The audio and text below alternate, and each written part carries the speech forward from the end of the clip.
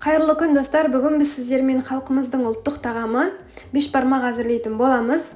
Ол үшін бірінші шұжықтан жасайтын болғандықтан шұжықты шашылып жаман болып қалмау үшін дәл осылай жасаймыз және де сыртынан мәрілмен орайтын боламыз.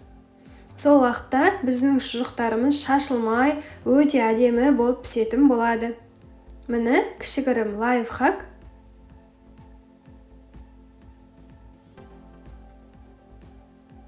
Барлығын осылай қысып ораймыз.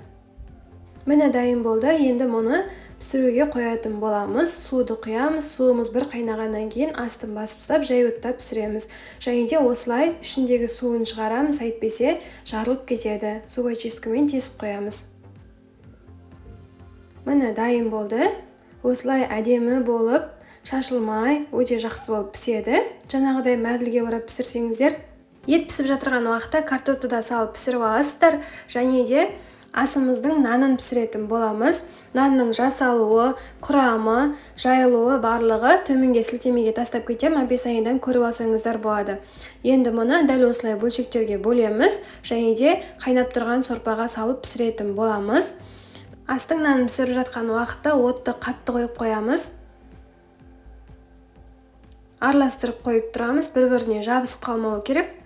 Енді мұны бетін жауып 5 минуттай пісіріп аламыз. Осылай түсіріп аламыз. Міне біздің бешбармағымыз дайын. Барлығын осылай кезекпен кезек салып пісіріп алатын боласыздар.